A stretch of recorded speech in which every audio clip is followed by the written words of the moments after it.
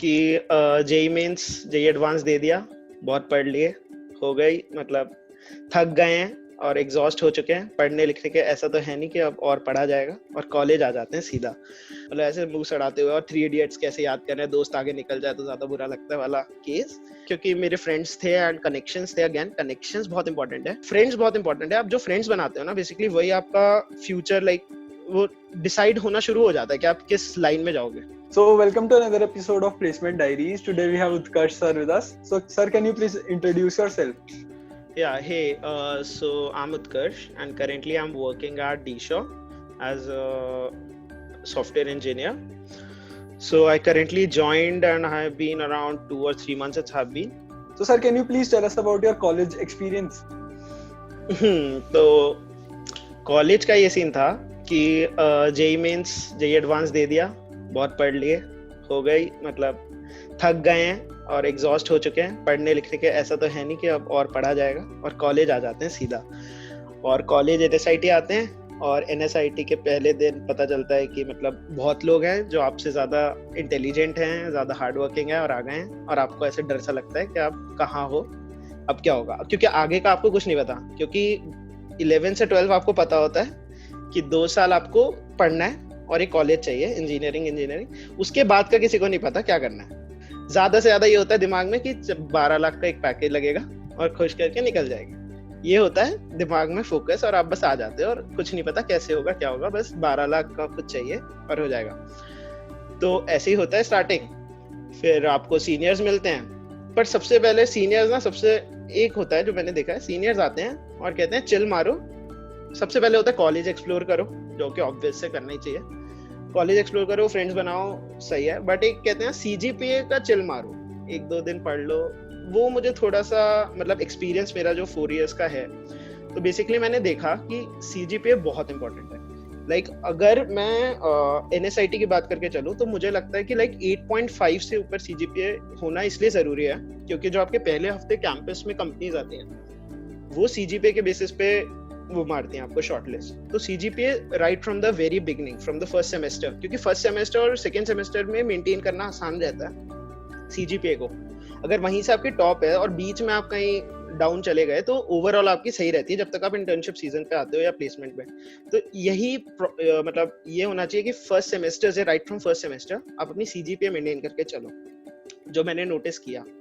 ठीक है, तो हाँ, तो मेरा ऐसा रहा कि फर्स्ट सेमेस्टर निकल गया। फिर सेकेंड सेमेस्टर में हमने सोचा कि बहुत पढ़ाई हो गई, क्योंकि वही था, सीनियर ने कहा है कि ऐश करते हैं, बहुत पढ़ाई हो गई, मस्त है, तो योगा ले लेते हैं। क्योंकि इलेक्टिव्स आ गए थे, इलेक्टिव में योगा ले लेते हैं। अब योगा ले ली मजे मजे में, सुबह उठ के जाओ, 6 बजे उठ के निकलना है, 7 या 8 बजे क्लास होती थी, तो 6 बजे उठो, नहा धो के 7 बजे से निकल जाओ घर से कॉलेज के लिए। और ठंड का टाइम था, सेकेंड सेमेस्टर होता है दिसंबर कह रहा हूँ, मतलब दिसंबर जनवरी से स्टार्ट हो जाता है, और 7 बजे निकल जाओ घर से 8 बजे की क्लास के लिए। वहां पे लगती है अच्छी वाली बैंड, और फिर इतनी मेहनत करो, मतलब इतना, मतलब पहले तो आप जोश में जाते हो पहले 15 दिन, उसके बाद आप कहते हो अब कौन उठे कौन जाए, ऐसे करते करते जाते हो।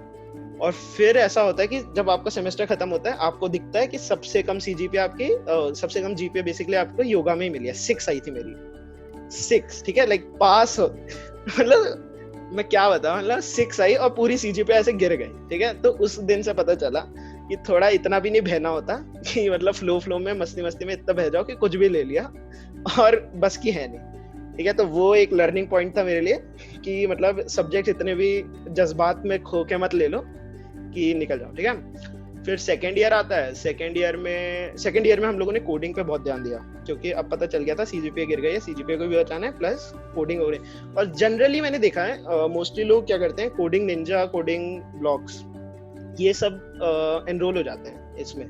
तो हमारे टाइम पे शायद ऑफलाइन कोर्सेज ज्यादा थे, आजकल ऑनलाइन सिस्टम ज्यादा हो गया है, बट पहले ऑफलाइन ज्यादा होता था कि आप जाओ। तो वो मैंने नहीं लिया था, और मेरा एक दोस्त है दीपांशु, तो हम लोगों ने नहीं लिया था। ऑल्दो हमारे पूरे जो फ्रेंड सर्कल था, हमारा 7-8 का फ्रेंड सर्कल है, तो 8 लोगों का जैसे हमारा फ्रेंड सर्कल है, तो उसमें से मोस्टली सबने ले लिया था कि कोडिंग निंजा, कोडिंग ब्लॉक्स, या कोई भी ऐसा मतलब कोडिंग इंस्टीट्यूट जहाँ पे आप प्रैक्टिस कर सकते। बट वहाँ पे एक चीज प्रॉब्लम ये थी कि आप इतना सीख नहीं पाते, मतलब स्टार्टिंग आपको लगता है कि आपने अच्छी करी, थोड़ा सा आपको लगता है क्योंकि नया माहौल होता है, आपको बिल्कुल नहीं पता होता कोडिंग के बारे में, तो आप सीखते हो, बट फिर आपको पता चलता है कि वो जल्दी से 2-3 महीने में वो खत्म हो गया और आपको वैल्यू फॉर मनी नहीं मिला। मतलब आप खुद से भी सीख सकते थे सेम चीज, बस थोड़ा सा ज्यादा एफर्ट लगता आपकी तरफ से, बट वो वर्थ इट होता मोर देन आप कोई एनरोल करो किसी इंस्टीट्यूट में स्पेसिफिकली फॉर कोडिंग, ठीक है। और बिकॉज आप फर्स्ट या सेकेंड ईयर में हो तो आपके ऊपर कोई प्रेशर भी नहीं होता इतना कि आपको अभी के अभी 2-3 महीने में सीखनी है क्योंकि आपका कोई प्लेसमेंट आ रहा है कुछ। तो मेरे हिसाब से वहां पे स्टूडेंट्स क्या कर सकते हैं जनरली, मतलब मेरी एडवाइस रहती है कि ऐसे एनरोल मत करो किसी कोचिंग इंस्टीट्यूट्स में, क्योंकि कोचिंग इतनी कर ली होती है एक तो 11th-12th में, उससे दिमाग खराब हो जाता है। तो मेरा था कि कोचिंग नहीं करेंगे, और ज्यादा से ज्यादा अगर बहुत ही ऐसा हो गया कि मतलब बिल्कुल ही जीरो हो गए तो कोडिंग कोई इंस्टीट्यूट कर लेंगे, उससे क्रैश कोर्स वगैरह। तो मैंने नहीं किया था, बाकी दोस्तों ने किया था, एंड थोड़े बहुत उनको मतलब ग्रास्प हुई चीजें, हमने भी करा अपने मतलब ऑफलाइन हमने खुद से किया, तो मतलब इतना डिफरेंस मुझे दिखा नहीं कि मतलब कोई बहुत ज्यादा उसने सीख लिया कुछ, क्योंकि स्टार्टिंग वही होती है, आपको थोड़ा स्ट्रगल करके सीखना पड़ता है। बस ये होता है कि उनको एक पाथ दिखता है सीधा कि हमें ये करना है, ये करना है, ये करना है, आपको थोड़ा ढूंढना पड़ता है कि हम ये करें फिर क्या करें, ऐसे ढूंढना पड़ता है। तो एक ये चीज होती है। बाकी फिर सेकेंड ईयर हमने कॉम्पिटिटिव प्रोग्रामिंग में ज्यादातर मोस्टली लगाया था, कॉम्पिटिटिव प्रोग्रामिंग करी, एंड देन आते आते थर्ड ईयर आ गया और सीजीपीए हमने थोड़ी मेंटेन कर ली थी, हम सब नहीं कर ली थी। फिर थर्ड ईयर आया और सेकेंड ईयर खत्म हुआ, थर्ड ईयर, और फिर एनएसआईटी में क्या होता है कि कंपनीज आती हैं प्लेसमेंट्स के लिए, प्लेसमेंट्स नहीं, इंटर्नशिप और प्लेसमेंट दोनों के लिए आती हैं। तो इंटर्नशिप के लिए आती हैं for exclusively for third years जो अभी अभी आए हैं। तो मुझे याद है कि थर्ड ईयर से जस्ट पहले, मतलब फोर्थ सेमेस्टर के एंडिंग के दौरान, तो मैं और दोस्त ऐसे बैठे हुए थे, मतलब पार्किंग लॉट में थे, तो वापस जा रहे थे, और हम लोग ऐसे बातें कर रहे थे कि लाइक हम लोग क्या होंगे, हमारी रैंक क्या होगी, मतलब अगर कंपटीशन भी होता है कोई भी कॉलेज में कोडिंग कंपटीशन, तो क्या रैंक होगी। तो हमने सोचा लाइक मैक्स टू मैक्स 15, क्योंकि हम देखते थे कि हम 8 लोग हैं, तो मोस्टली हम लोग टॉप 20 टॉप 15 में आराम से आ जाते थे, हम 8 के 8 सबके साथ।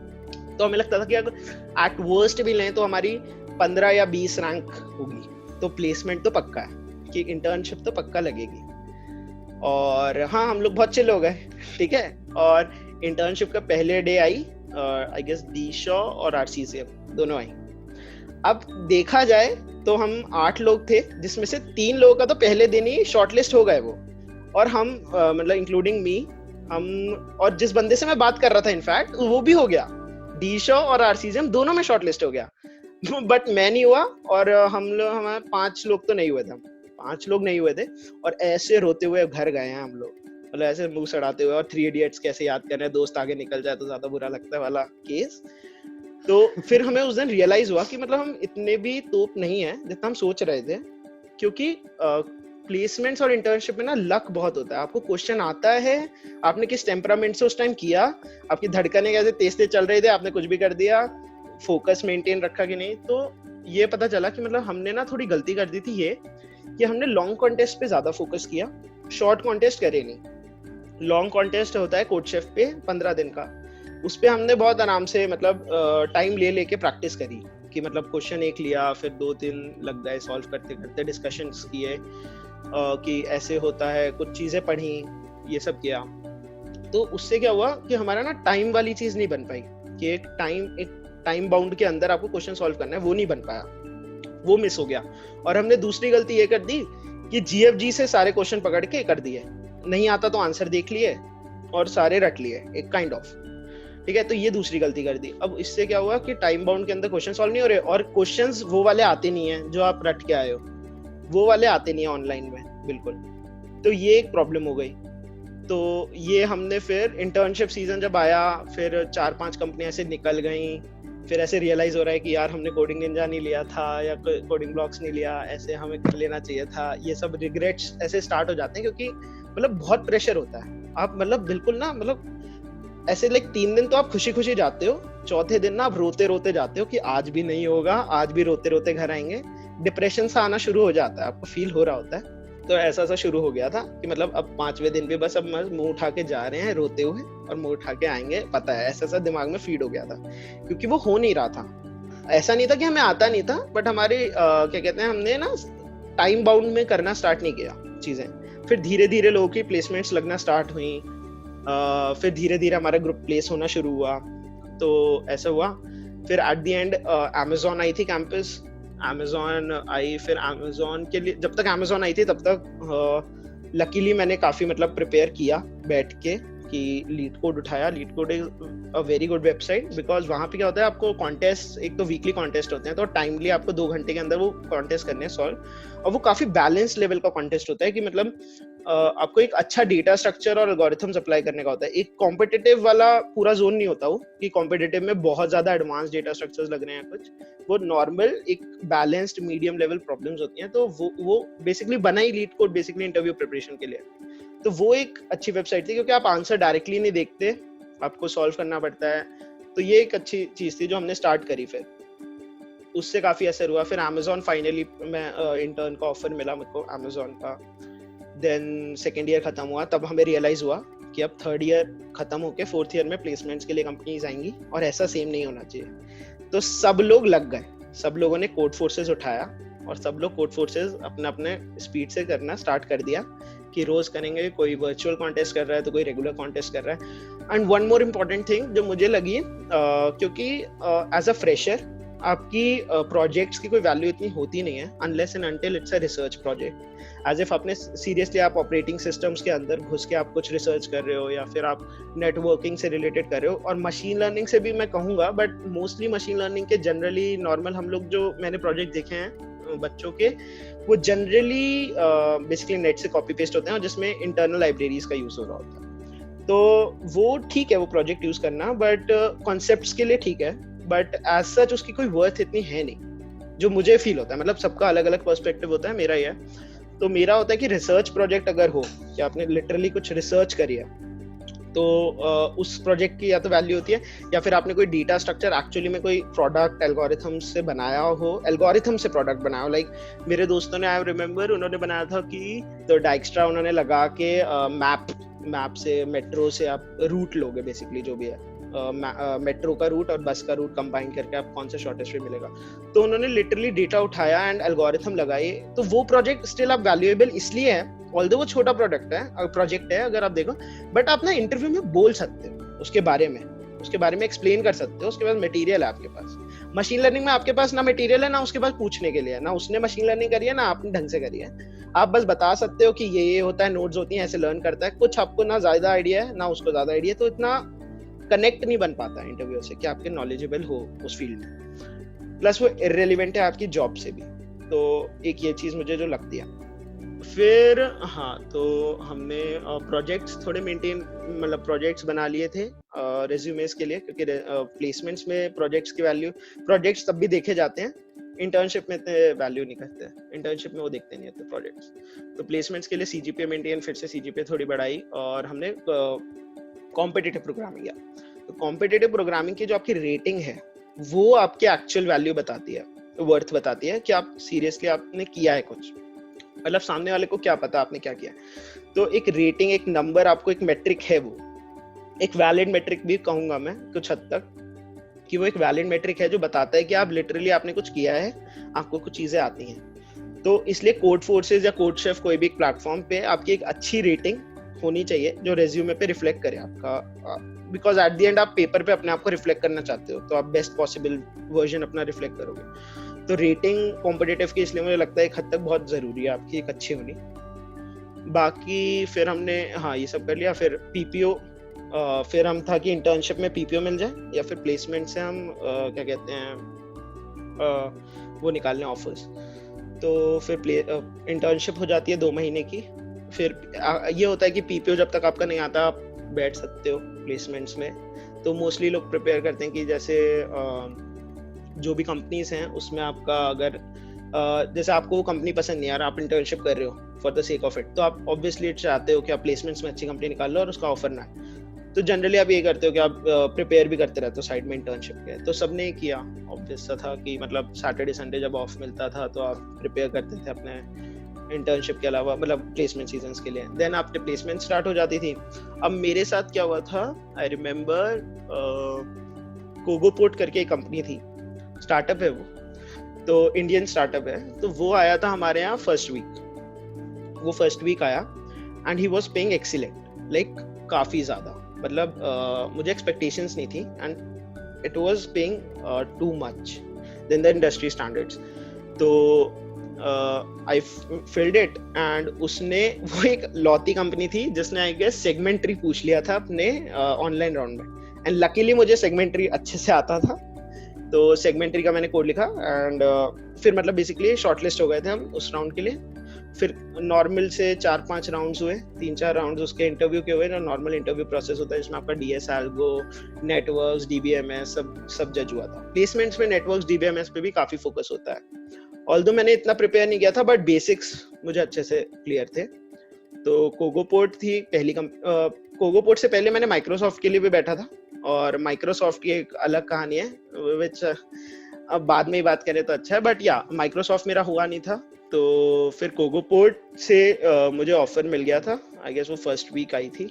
सो I was happy, but then कुछ ऐसा सीन हुआ था, उन लोगों ने काफी ले ऑफ्स कर दिए थे। ऑल्दो उन्होंने बिजनेस मेंबर्स को ले ऑफ किया था अपने, मतलब नॉन टेक पीपल को ले ऑफ किया था फ्रॉम एनएसआईटी इटसेल्फ, जो लोग पिछले साल प्लेस हुए थे मेरे से, बेसिकली मेरे जस्ट सीनियर्स। तो उन लोगों को काफी जैसे अगर 12 लोगों ने ज्वाइन किया था तो 8 या 9 लोगों को ले ऑफ कर दिया था उन्होंने। तो एनएसआईटी से फिर आपको मेल आया, मेरे को मेल आया था, और जितने लोग सेलेक्ट हुए थे कि बेसिकली कंपनी की पोजीशन अभी काफी अनस्टेबल है, तो इट वुड बी बेटर कि आप वापस से बैठ जाओ प्लेसमेंट्स के लिए। और दैट वाज लिटरली डेवेस्टेटिंग, क्योंकि होता क्या है कि सारी कंपनीज निकल चुकी थी, मतलब जो टॉप क्लास कंपनीज आपको कहते हो कि like day 0, day 1, first week, second week पे आती है, और ये बात है करीब मिड सेम हमारे खत्म हो गए थे, लाइक लास्ट मिड सेम था और मिड सेम का लास्ट डे था, और हम लोग मतलब पेपर खत्म हुआ, ऐसे हंसी मजाक कर रहे थे कि मतलब डिस्कशन कर रहे थे लास्ट डे कि ये यहाँ जाएंगे, हम वहाँ जाएंगे, और अब ऐसा होगा फोर्थ ईयर के बाद ये हो। और घर जाता हूँ मैं, और मैं मेल आता है बेसिकली एनएसआईटी से कि आपका offer unstable, basically company unstable हो रही है, तो इट वुड बी बेटर कि ये ऑफर को आप इतना वैल्यू ना देते हुए एक दूसरा ऑफर भी एनएसआईटी से या ऑफ कैंपस प्रिपेयर करना स्टार्ट कर दीजिए। एंड मैं लिटरली इसके लिए एनएसआईटी और टीएनपी का मतलब धन्यवाद कहूँगा, मतलब thank you for it, because मतलब अगर उन्होंने नहीं बताया होता टाइम पे तो मोस्ट प्रोबेबली ऐसा भी हो सकता था, क्योंकि कोरोना वायरस में उन लोगों ने, क्योंकि नेक्स्ट ईयर इस टाइम पे कोरोना वायरस आ चुका था, एंड उन लोगों ने लिटरली हमारे ऑफर्स कैंसिल कर दिए थे। तो मोस्ट ऑफ द हमारे जो 4 लोग थे उनमें से 3 लोग के तो ऑफर मतलब बिल्कुल कैंसिल कर दिए थे, and I am not sure about the other one, the fourth one. So मतलब उसके लिए अच्छा हुआ कि टीएनपी ने पहले हमें वार्न कर दिया। तो फिर क्योंकि सारी कंपनीज जा चुकी थी, so that was a low point, because अब कोई कंपनी नहीं है आपके पास, अब आपको या तो ऑफ कैंपस ट्राई करना पड़ेगा या ऑन कैंपस ट्राई करना होगा। तो फिर लकीली फाइनली 1 महीना, मिड सेम को शायद 1.5 महीना हो गया था, तो 2 महीने के बाद एक कंपनी आई, Eightfold. Eightfold is a company, I would say around 100-120 people in US, और वो लोग इंडिया में स्टार्ट कर रहे थे। तो इंडिया में उन लोगों ने नोएडा ऑफिस में स्टार्ट कर रहे थे विद अराउंड 20 पीपल और 27 पीपल। सो उन लोगों ने पहले उनका राउंड मतलब रिक्रूटिंग थी, उन लोगों ने स्टार्ट किया था उसी ईयर या 1 साल पहले अराउंड। तो एटफोल्ड आई थी, एंड अनबिलीवेबली उन लोगों का भी काफी अच्छा पैकेज था, मतलब उन लोगों का भी काफी अच्छा पैकेज था, इनफैक्ट कोगोपोर्ट से ज्यादा ही था। तो आई वॉज हैप्पी कि मतलब एक कंपनी तो एटलीस्ट आई, बट अब ये था कि मतलब वो क्रैक हो जाए, क्योंकि इट्स ऑल अबाउट लक, ठीक है। तो लकीली ये हुआ कि काफी लोग प्लेस भी हो गए थे, क्योंकि तो वो लोग बैठ नहीं सकते थे, क्योंकि एनएसआईटी का रूल है कि अगर आप एक अच्छे जॉब ऑफर के साथ अगर आप हो तो आप इक्विवेलेंट या उससे नीचे वाले ऑफर्स में आप नहीं बैठ सकते। तो मैं ये कहूँगा कि मतलब जनरली कंपटीशन थोड़ा लेस हो गया था for that job, although competition was still there, but थोड़ा सा कम हो गया था। तो एक ये पॉजिटिव पॉइंट था, वरना यही था कि मतलब होगा कि नहीं होगा, बिकॉज इट्स स्टिल अबाउट 80% तो लक ही होता है अगर आपका ऑनलाइन राउंड नहीं निकला तो, ठीक है। तो हाँ, तो उसमें ये हुआ कि उन लोगों ने 2 जॉब ऑफर्स दिए and luckily I was selected, क्योंकि एटफोल्ड जब तक आई थी, फिर उन लोगों का काफी अच्छा राउंड था। उन लोगों ने बेसिकली ऑनलाइन लिया ही नहीं था, उन लोगों ने स्टार्ट ही पेन पेपर से किया, और उन्होंने काफी उससे छाटे बच्चे पेन पेपर से एप्टीट्यूड राउंड, उनके काफी राउंड्स हुए थे, एप्टीट्यूड हुआ था, डीएसआर को भी हुआ था, मैनेजर में मैथ्स वगैरह पे काफी फोकस था, लाइक मैथ्स का जैसे एक होती है एग प्रॉब्लम, एग पजल होती है ना, egg dropping puzzle, egg dropping problem, हाँ, उसका इनफाइनाइट वर्जन कि इनफाइनाइट अगर फ्लोर्स हैं तो कैसे होगा, and that was really a good problem. तो मतलब वहाँ पे आपको दिमाग लगाना पड़ता है, वहाँ मैथ्स लगती है, तो वो एक थिंकिंग पॉइंट था कि मतलब काफी सोच समझ के, और एक ऐसी मतलब काफी अच्छे राउंड्स थे, मतलब I was really happy with the rounds.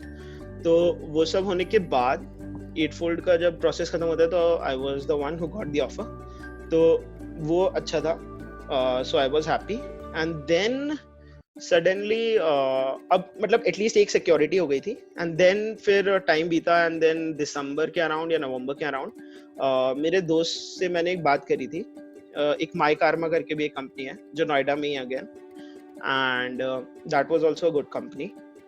सो वो इंटर्नशिप के लिए हमारे यहाँ आती है, एंड वो कंपनी ऐसा है कि मोस्टली अपने जो फ्रेशर्स रिक्रूट करती है वो 2 ही कैंपस से करती है, या तो IIT BHU या NSIT। सो बेसिकली जो एलुमनाई सर्कल है उनका वो NSIT या BHU का ही है। और लकीली मेरी क्लास से एक बंदा था, आसिफ करके उसका नाम है, तो उसने मेरे को रेफरल दिया था, क्योंकि जब कोगोपोर्ट चली गई थी तो मैंने काफी जगह अप्लाई किया ऑफ कैंपस, तो दोस्तों को पकड़ा जिनकी लग चुकी है, जिनको मतलब ऑप्शंस मिलता है कि आप किसी को रेफर कर दो या समथिंग लाइक दैट। तो मैंने आसिफ को उस टाइम से बोला हुआ था, आसिफ ने काफी मतलब काफी पुश किया टू हिज मेंटर और the manager who is handling the process. So काफी पुश करने के बाद दे वर रेडी कि हम हायर कर, मतलब हम इंटरव्यू लेने को तैयार हैं, मतलब वही पूरा प्रोसेस आपको फिर से देना पड़ेगा, हैकर राउंड और वो सब। तो वो तो 8fold और माई कार्मा का ऑलमोस्ट एक ही, मतलब एक दिन छोड़ के ही प्रोसेस फाइनलाइज हुआ था कि आपका इंटरव्यू इस दिन है और ये वाला इंटरव्यू कैंपस में है और एक ऑफ कैंपस आपका शेड्यूल हो गया था। तो लकीली मैंने दोनों ऑफर्स ले लिए थे, मतलब दोनों ऑफर्स हो गए थे। तो माई कार्मा में मैं पहले भी जा चुका था उनके इंटर्नशिप के प्रोसेस के टाइम, मतलब जब इंटर्नशिप के लिए कंपनी आई थी तब भी मैं उनके ऑफिस गया था फॉर इंटरव्यूज, एंड मतलब मुझे काफी अच्छी लगी थी वो ऑर्गेनाइजेशन भी, इसलिए मैंने उसका इंटरव्यू भी मतलब दिया, and I got that offer as well. So अब और मैंने at the same time एक और COE में एक है, so I don't know her but from a common friend I like message किया मैंने उसे, and then हमारी बात हुई, and then because in D-Shaw क्या होता है कि interns को वो ऑफर देते हैं, and फिर interns को कहते हैं वो कि बेसिकली आप अपने कोलीग्स को, जो भी क्लासमेट्स हैं, कॉलेजमेट्स हैं, जिनको भी आप जानते हो, उनको आप रेफर कर सकते हो फॉर द पोजीशन। सो मैंने उससे रेफरल लिया, एंड उसने मतलब बिना कोई ज्यादा क्वेश्चंस वगैरह पूछे एकदम से उसने हाँ कर दिया था। तो मैंने वहाँ पे भी अप्लाई कर दिया था, बेसिकली D-Shaw में भी और ऐसी सेम माई कार्मा में भी, एंड देन 8fold का प्रोसेस भी हो गया था। तो 8fold का प्रोसेस हो गया था, देन माई कार्मा का हो गया था, देन फॉर D-Shaw उनका प्रोसेस स्टार्ट हो गया था जनवरी में, मतलब उनका जनवरी में प्रोसेस था। तो उन्होंने हैदराबाद में उनका इंटरव्यूज थे, ऑनलाइन वगैरह क्लियर हो गए थे, फिर उनका प्रोसेस D-Shaw का स्टार्ट हुआ जनवरी में विद इंटरव्यूज वगैरह। और लकीली हम लोग 4 लोग थे जो NSIT से वहाँ गए थे, 4 लोग जो फाइनली उस दिन बेसिकली D-Shaw हायर कर रही थी, तो उस दिन हम लोग 4 लोग गए थे NSIT से, एंड मोस्टली लोग वहाँ पे IIT खड़गपुर, IIT कानपुर, गुवाहाटी, इन्हीं सब से आए हुए थे, एंड सब CS ब्रांच के टॉप लोग थे। तो उस दिन D-Shaw का था, and D-Shaw literally grills you on your fundamentals, like computer fundamentals. एक DS algo राउंड तो होता है, एक डेडिकेटेड DS algo राउंड होता है, और एट द सेम टाइम आपको computer fundamental like DBMS, OS बहुत डीप में, C++, oops बहुत डीप में ग्रिल करते हैं, बहुत ज्यादा डीप में। तो one of the toughest round मैं कहूँगा D-Shaw का था। D-Shaw का उस प्रोसेस में पूरा बहुत टफ राउंड था।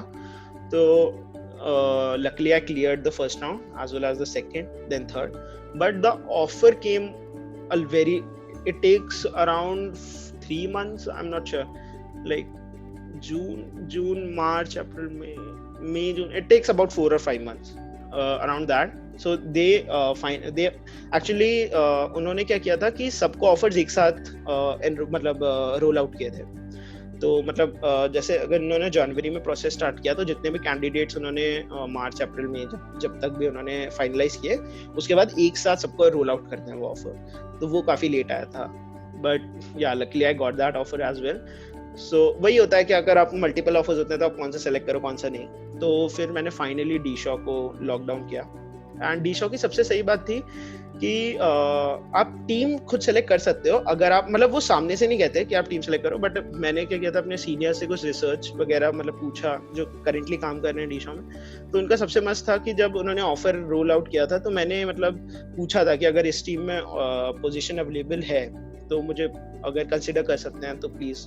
एंड मतलब उनको कोई प्रॉब्लम नहीं थी, अगर पोजीशन थी तो उन्होंने मुझे ऑफर आराम से कर दी थी। तो ये बात मुझे सही लगी थी कि मतलब अगर मैं सामने से पूछता हूँ या कुछ मतलब अपने आप से कुछ एक्सपेक्ट कर रहा हूँ तो उन्होंने लिटरली उस पे वेटेज दिया उस बात को। एंड उन्होंने मुझे मेरी लाइक टीम भी अलॉट कर दी जो मुझे चाहिए थी।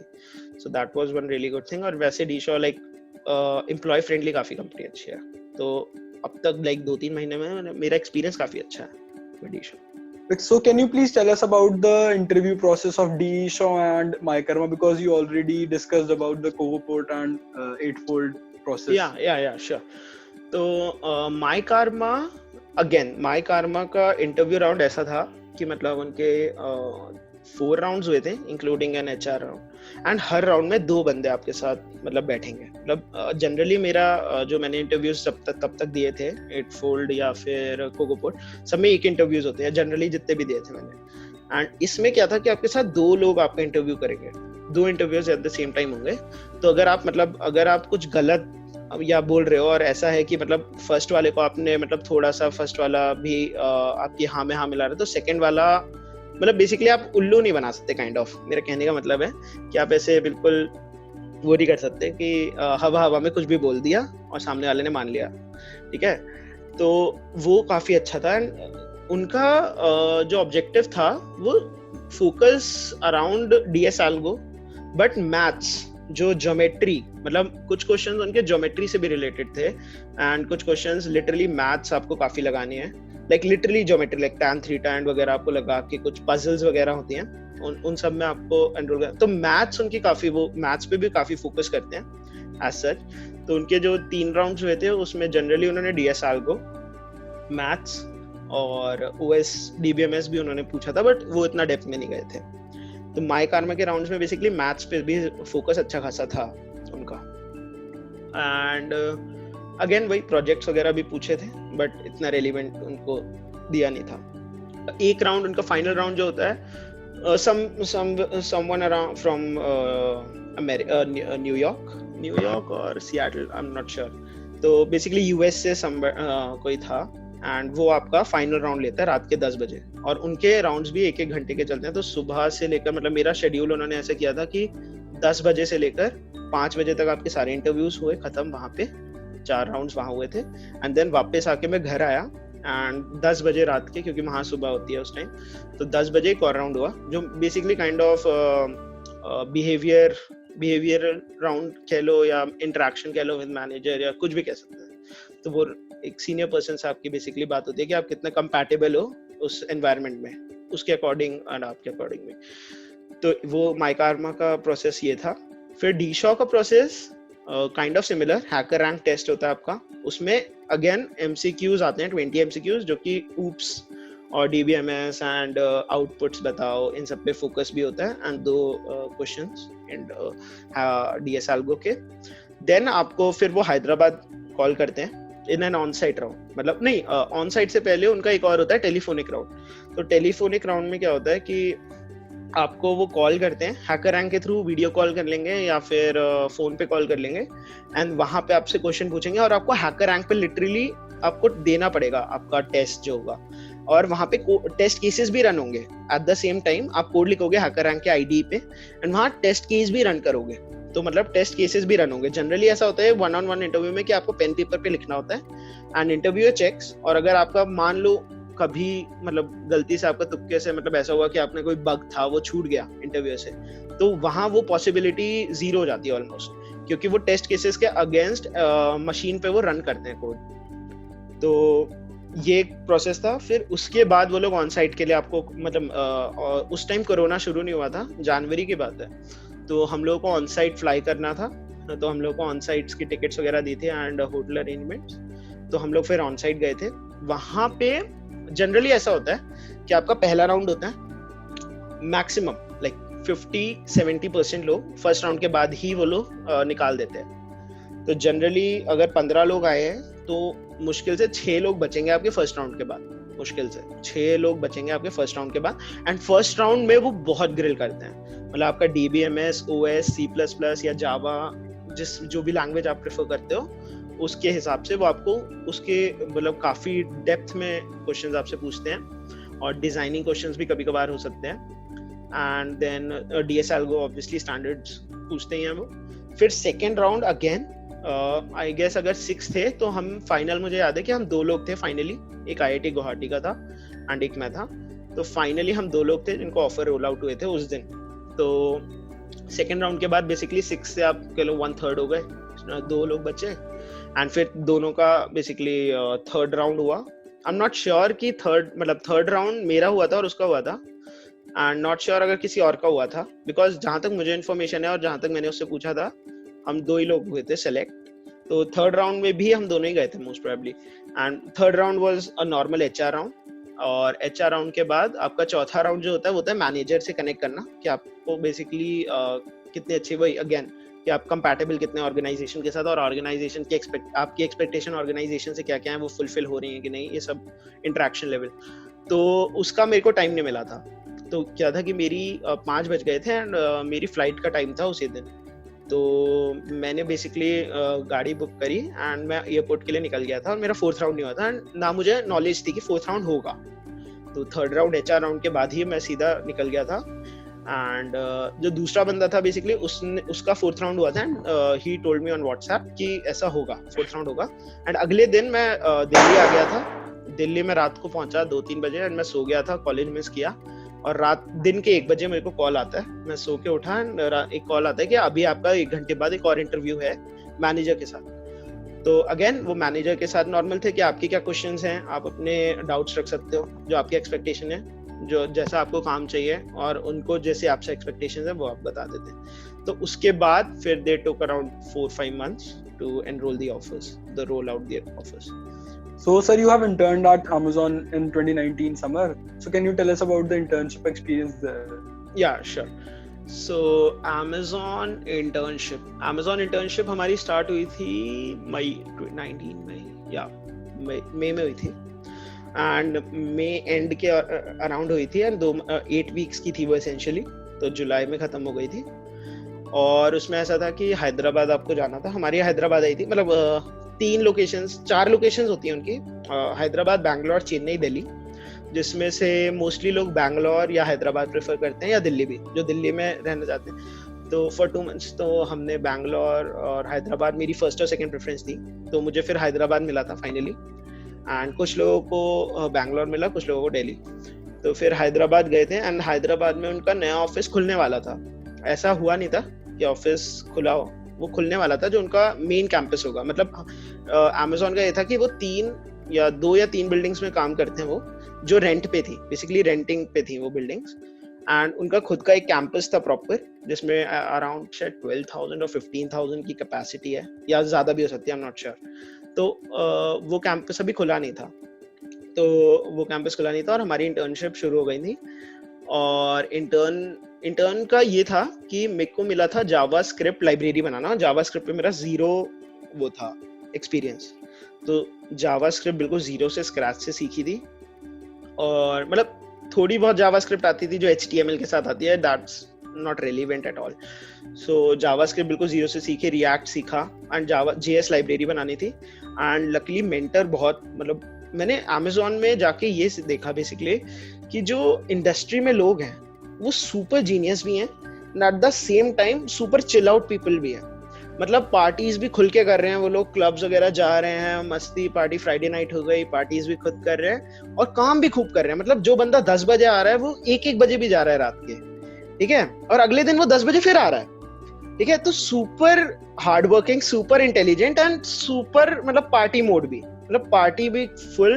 एंड ऐसा भी हुआ था अमेजोन में कि क्या कहते हैं, जो कुछ ईयरली आपका एक बजट होता है कि आप हर हाफ ईयर में एक पार्टी ऑर्गेनाइज कर सकते हो, रिजॉर्ट वगैरह बुक करो। एंड लकीली क्या था कि उन 8 वीक्स के दौरान ही वो शेड्यूल थी उनकी, तो मुझे भी जाने का मौका मिला था। तो मतलब रिजॉर्ट बुक किया था कंपनी ने एक जगह, और फिर वहाँ पे क्रिकेट वगैरह पूरा प्लेग्राउंड पूरा बुक किया था, क्रिकेट खेला, स्विमिंग करी और खाना पीना खाया, मस्त खेला वेला।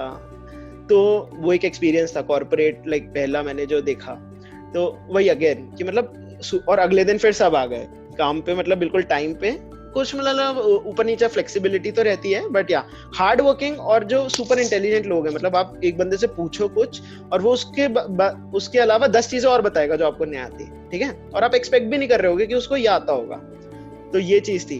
तो लेवल ऑफ कॉम्पिटेंसी बहुत स्ट्रॉन्ग है इंडस्ट्री में, मुझे ये समझ में आया। मतलब कॉलेज में आपको मिलता है कि कुछ बहुत पढ़ाकू हैं तो पढ़ रहे हैं लेकिन खेल नहीं रहे, कुछ बहुत खेल रहे हैं तो, लेकिन कंपनी में मुझे जाके पता चला कि मतलब दोनों चीजें एक्सट्रीम एंड्स पे हैं, कुछ मिड पे नहीं है। तो ये एक बहुत सही चीज जो मैंने एक्सपीरियंस करी वहाँ। फिर मैंने अपना, हम लोगों ने काम किया एंड वहाँ पे होता है आपको एक स्प्रिंट होती है 2 हफ्ते में, हर 2 हफ्ते में आपको काम करना होता है, और फिर एक स्प्रिंट चैंपियन अवार्ड बेसिकली मिलता है जो भी फुल टाइम या जो भी आपके टीम में काम कर रहा है। पूरे मतलब पूरी टीम है, अगर 30 लोगों की टीम है तो उसमें से हर जिसका भी काम बेटर होगा उसको कुछ अवार्ड्स देते हैं, ऐसा उनका सिस्टम होता है। तो I was the first intern in that team जिसको मिला था उस टीम में स्प्रिंट चैंपियन अवार्ड मिल गया था। तो काम के बेसिस पे वो मिलता है, तो वो मिला था। एंड एक और इंटर्न था मेरे साथ, हम लोग 3 इंटर्न्स थे उस टीम में जो अलग अलग सब टीम्स में थे।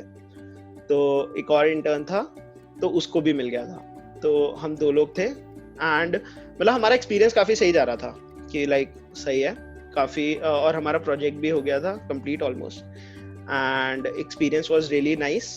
और फिर हम वापस आ गए थे। एंड अमेजोन में क्या होता है, अमेजोन का ना एक जो पीपीओ का सिस्टम होता है इवैल्यूएशन का, वो थोड़ा डिफरेंट होता है। उसमें क्या होता है कि आपका जो मेंटोर, मतलब आपका जो मेंटोर होता है, एक मेंटोर असाइन होता है आपको जो आपको लिटरली हेल्प करता है आपकी चीजों में, एक वो, और एक मैनेजर। ये 2 लोग होते हैं जो आपका एसेस करते हैं पहले। 2 स्टेजेस में आपका बेसिकली रिव्यू होता है काम, कि आपका मेंटर और मैनेजर बैठ के रिव्यू करते हैं आपका काम। अगर वहां से टिक मिलता है तो आपको दूसरा राउंड होता है बार रेजर राउंड, जिसमें एक 3rd पर्सन टीम जिसका कोई कांटेक्ट नहीं है आपकी टीम से, वो असाइन होता है एंड वो रिव्यू करता है। तो वहां पे क्या होता है कि आपके मैनेजर और मेंटर को बेसिकली प्रूफ करना होता है उस बंदे को कि he is worth it and इसको हम पीपीओ देना चाहेंगे, एनरोल करेंगे अमेज़न में। तो ये राउंड होते हैं और इस पूरे प्रोसेस में 2 से 3 महीने लग जाते हैं। इस पूरे प्रोसेस में 2-3 मंथ्स लग जाते हैं। तो ये होता है। तो इसमें ये बेनिफिट हो जाता है कुछ बच्चों को कि वो प्लेसमेंट्स में वापस आते हैं एंड फिर वो आराम से अपने कैंपस प्लेसमेंट्स में बैठ सकते हैं, क्योंकि ऑफर काफी रोल आउट होगा। तो एनएसआईटी जो स्टैंडर्ड रूल है कि आपके पास ऑफर नहीं है तो आप प्लेसमेंट्स में बैठ सकते हो। तो सेम हैपेंड विद मी। और मेरे साथ क्या हुआ था कि मेरा मैनेजर एंड मेंटर दोनों यूएस चले गए थे एट द सेम टाइम, मतलब फॉर अ प्रोजेक्ट और समथिंग रिलेटेड। तो मेरी बार रेजर जो मीटिंग शेड्यूल हुई थी वो काफी लेट हुई थी। एंड बार रेजर मीटिंग तो एक तरफ ये था कि कोकोपोड लग गई है तो I was secure, and then जब कोकोपोड चली गई तो आई वाज थिंकिंग लाइक अब अमेज़न को पकड़ो कि अमेज़न का क्या हुआ, क्योंकि तब तक मैं इतना वो नहीं था कि अमेज़न का आ रहा है नहीं आ रहा है, because I was secure kind of. तो फिर मैंने कांटेक्ट किया था, तो ये पता चला था कि जो मीटिंग है वो लेट अटेंड हुई है, मतलब अभी आपकी सेटअप ही नहीं हुई है। तो वहां से फिर वो भी टेंशन थी कि वो होगी कि नहीं। फिर इधर उधर मैं ऑफ कैंपस हाथ मार रहा हूँ, ऑन कैंपस भी कोई कंपनी आए अच्छी तो मैं बैठूं। तो ये पूरा सीन था। एंड फिर फाइनली अमेज़न का रिजल्ट आया कि आपका नहीं हुआ, क्योंकि अमेज़न का बार रेजर राउंड में आपका नहीं हुआ। तो वो प्रोसेस पूरा था, तो फिर पीपीओ नहीं आया। तो वो एक अलग टेंशन थी कि आपका पीपीओ भी नहीं आया और अब आपके पास जो हाथ में ऑफर है वो भी ऑलमोस्ट 0 है। तो मतलब काफी अप एंड डाउन रहे पूरे 4th ईयर में, पूरे 3rd से 4th ईयर में काफी अप्स एंड डाउन रहे। और वही मस्त है कि याद रहेगा जिंदगी भर कि मतलब क्या क्या हुआ है। तो बिल्कुल मतलब ये एक मस्त चीज हुई है। बाकी हाँ ये होता है कि लाइक आप बिल्कुल 0 पे हो जाते हो तब मुझे लिटरली ना, तब मुझे एक्चुअली समझ में आया कि जैसे NSIT में थे तो आपको एटलीस्ट ना दिमाग में ये रहता है कि आपकी कंपनीज तो आएंगी, कोई ना कोई तो मिल जाएगी, ठीक है। बट जब कोगोपोर्ट वाला सीन हुआ ना, तब मुझे रियलाइज हुआ कि लाइक कुछ जो कैंपसेस में कंपनीज भी नहीं आती हैं, कुछ इंजीनियरिंग कैंपस में, उन बच्चों की हालत लिटरली क्या होती है, क्योंकि आपके पास ऑफर नहीं है, कंपनीज नहीं आ रही हैं, एंड आप लिटरली, आपके पास कुछ नहीं है। और जब Amazon का PPO नहीं आया था, तब मैं लिटरली ऐसा हो गया था कि हाँ, मैं उस सेम बोट में हूँ। बट लकीली क्योंकि मेरे फ्रेंड्स थे एंड कनेक्शंस थे, अगेन कनेक्शंस बहुत इंपॉर्टेंट है, तो ये एक बहुत मस्त चीज थी कि मुझे रेफरल्स वगैरह मिल गए। बाकी एट द एंड मैं ये कहना चाहूंगा कि कॉलेज लाइफ में ना सबसे इम्पोर्टेंट जो है वो फ्रेंड्स बनाना है।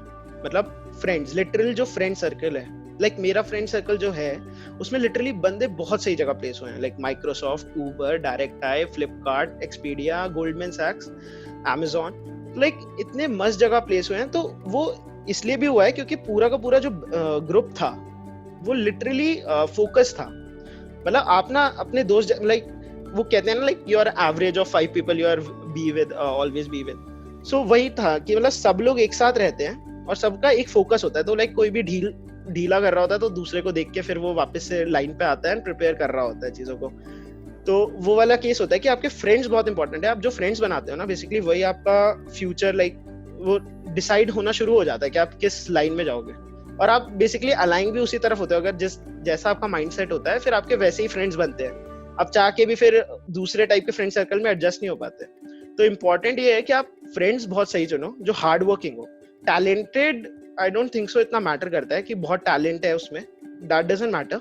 हार्ड वर्क मैटर्स, लाइक कि वो बंदा हार्ड वर्क कर रहा है कि नहीं। टैलेंटेड बहुत कम लोग होते हैं literally, seriously, like hard work beats talent any day. तो हमेशा दोस्त ऐसे बनाओ जो फोकस हो और आपको भी लाइन पे रखें और आप भी लाइन पे रखो। लाइक मैं ग्रुप का वो बंदा हूँ जो लाइक पैनिक जानबूझ के क्रिएट करता है ना, कि ओ मिडसेम्स आ रहे हैं 2 हफ्ते पहले, 3 हफ्ते पहले, वो पैनिक क्रिएट करता है ना। वो पढ़ता है ना कि, लेकिन पैनिक क्रिएट करता है ताकि सब आसपास लोग पढ़े और फिर वो पढ़ना स्टार्ट करें। तो I am one of that कि मैं पैनिक क्रिएट करता हूँ पहले जानबूझ के। ठीक है, मुझे भी पता है मैं जानबूझ के पैनिक क्रिएट कर रहा हूँ, लेकिन और वो दूसरों को भी पता है, लेकिन उससे कहीं ना कहीं इफेक्ट आता है कि सब फिर पढ़ना स्टार्ट करते हैं और फिर आप भी उस मोशन में आते हो। तो अपना फ्रेंड सर्कल बहुत मतलब सही बनाना from the very start. Like मैं काफी लकी था इस मामले में कि हमारा फ्रेंड सर्कल काफी अच्छा था। बट हाँ, तो मतलब कॉलेज लाइफ में अगर सबसे कोई चीज करनी है इंपॉर्टेंट, सबसे पहली चीज तो अपने फ्रेंड सर्कल बहुत सही बनाओ, उस अलाइनमेंट के, जैसे आपके फ्यूचर गोल्स आप अलाइन में हो उसी हिसाब से आप अपने दोस्त बनाओ। बाकी वो अपने आप बनते हैं। और मस्ती तो खूब होती है, लाइक हम लोग ट्रिप्स पे भी गए हैं। एक बंदा डूबने वाला था, लाइक उसका नियर डेथ एक्सपीरियंस 2 बार हो चुके हैं। 2 ट्रिप्स हमने बिग मेजर 2 ट्रिप्स करी हैं, दोनों बार मेजर 2 एक्सपीरियंस हो चुके हैं कि नियर डेथ एक्सपीरियंस थे। मतलब आज वो बंदा गया, मतलब एक भी सेकंड की कुछ भूल चूक होती तो खत्म। ऐसे वाले एक्सपीरियंस भी हुए हैं। तो मस्ती वगैरह सब होती है, दोस्त मस्त बनाओ। लाइक लिटरली हम लोग ऐसा था कि लाइक शादी है और एक एग्जाम्स हैं, एंड सेम के एग्जाम्स हैं, और एक बंदे का अपने वहां गली में प्लान बना कि वैष्णो देवी चलते हैं, और वो निकल लिए, गया एग्जाम और उसने अगले दिन टॉप भी किया। ऐसा नहीं है कि उसके मार्क्स नहीं आए, उसने आके पढ़ाई भी करी और टॉप भी मारा। और उसने मतलब मस्ती मस्ती में रात को प्लान बना वैष्णो देवी निकलते हैं, पता नहीं कहाँ से, और वो निकल लिया। तो ऐसे ऐसे भी होते हैं, हम लोगों ने भी करे हैं कुछ ऐसे, एंड पार्टीज वगैरह खूब करी हैं। तो मतलब फ्रेंड्स अच्छे बनाओ, मस्ती वगैरह तो विद द टाइम निकल होती रहती हैं और ऐसे एक्सपीरियंसेस मिलते रहते हैं। तो दोस्त बनाना बहुत इंपॉर्टेंट है। So sir, the last question for you is, do you have any suggestion for your juniors? Yeah, so specifically for juniors, CGPA यार मेंटेन करके चलो from the very first day। दोस्त अगेन मैं इससे ज्यादा इंपॉर्टेंस किसी को नहीं दे सकता कि दोस्त बहुत सही बनाओ, मतलब लिटरली मस्त। एंड जो थर्ड था कि अपनी कोडिंग, लाइक कॉम्पिटिटिव प्रोग्रामिंग अगर स्टार्टिंग से करोगे, ऑल्दो इट्स नॉट नेसेसरी कि मतलब करनी ही है, बट एक अच्छी एक रेटिंग अगर होगी तो प्रोफाइल रेज्यूमे काफी इम्प्रूव दिखेगा। एंड रेज्यूमे कैसा बनाओ, हाँ एक मैं सजेशन तो अपने पर्सनल ओपिनियन है कि ज्यादातर लोग ना ये करते हैं कि 1 पेज रेज्यूमे से ज्यादा नहीं होना चाहिए और इससे ज्यादा कोई देखता नहीं है, 4-20 सेकंड ही लगाता है, ये वाली फिलॉसफी बहुत मुझे बिल्कुल मतलब मीनिंगलेस सी लगती है, क्योंकि मेरे हिसाब से रेज्यूमे ऐसा होना चाहिए कि जो मतलब मैं देखूं, मतलब पहली दूसरी 3-4 सेकंड पढूं, तो मैं लिटरली उस 20 सेकंड को 1 मिनट में कन्वर्ट कर पाऊं। कि मतलब अगर कोई बंदा पढ़ रहा है तो वो पढ़ रहा है और उसको इतनी सही चीजें दिख रही हैं, मतलब उसको रेटिंग अच्छी दिख रही है, उसके कोई अचीवमेंट अच्छी दिख रही है, कि वो फिर पूरा पढ़े, लाइक पूरा ऊपर से नीचे तक वो पूरा जाए, चाहे उसको 1 मिनट लगे चाहे 2 मिनट लगे। आप अपना कंटेंट इतना अच्छा बनाओ कि 3 पेज भी होंगे तो वो तीनों पेज पढ़े। तो कंटेंट पे ज्यादा फोकस करो, ये मत करो कि 1 पेज है 2 पेज है। जनरली 1 पेज इसलिए बोला जाता है क्योंकि कुछ लोग 2 या 3 पेज में फिर फालतू बकवास लिखना शुरू कर देते हैं कि बड़ा रेज्यूमे होगा तो अच्छा होगा। बेसिकली 1 पेज का मतलब है कि कंटेंट अच्छा हो। मेरा खुद का 3 पेज का रेज्यूमे था, बट मतलब शॉर्टलिस्ट आराम से हो रहा था, वो गूगल में भी शॉर्टलिस्ट हुआ था, वो अमेज़न में भी हुआ था, वो माइक्रोसॉफ्ट में भी हुआ। तो मतलब ऐसा कुछ नहीं था कि आपको रेज्यूमे पे मतलब ये है कि स्ट्रिक्ट टू 1 पेज। अगर आपका 2 पेज जा रहा है तो जाने दो, बट मेक श्योर कि कंटेंट इतना अच्छा हो कि जो पढ़ने वाला है वो पूरा पढ़े। लाइक जीरो से इतना अच्छा कंटेंट आपका हो, मीनिंगफुल कंटेंट आप वहां डालो, अचीवमेंट्स हो तो मीनिंगफुल हो। ये नहीं कि मतलब मैंने फर्स्ट क्लास में कुछ किया था या मैं 12th क्लास में कुछ था, ऐसा नहीं। जो लिटरली आपने कुछ किया है, अगर पीओआर भी डाल रहे हो तो मीनिंगफुल पीओआर, मतलब अगर आप टेक के लिए बैठ रहे हो और आप नॉन टेक के पीओआर, या 12th में मैं मॉनिटर था, मतलब डजंट मेक सेंस, राइट? तो अपने नॉर्मल जो भी अचीवमेंट्स, इतने अच्छे अचीवमेंट्स टॉप पे रखो, और उसी हिसाब से आप अपना सेकेंड ईयर के बाद मैं कहूंगा कि फोकस, सेकेंड या 1.5 ईयर के बाद फोकस करना स्टार्ट कर दो कि रेज्यूमे अच्छा दिखना चाहिए, एंड उसके लिए क्या क्या प्रोसेस होगा, क्या कौन से कॉम्पिटिशन्स में आपको पार्टिसिपेट एंड अच्छी रैंक लेनी होगी, या क्या अचीवमेंट करनी होगी, क्या प्रोजेक्ट किस टाइप का फोकस करना है, उन सबको दिमाग में रख के ही आगे चलो, ताकि रेज्यूमे अच्छा बने। और 2-3 पेज जा रहे हैं तो जाने दो, बट कंटेंट अच्छा हो। तो ये भी एक अच्छी एडवाइस, जो मतलब ये पर्सनल है, सबका अलग अलग होता है। किसी को लगता है 1 पेज ही होना चाहिए, 1 पेज से ज्यादा होना ही नहीं चाहिए, किसी को 2 पेज या 3 पेज में भी प्रॉब्लम नहीं है। तो ये अपना अपना है, तो मेरा ये कॉन्सेप्ट है, बाकी तो बस चिल है। Thank you so much for taking out time. Okay, thank you.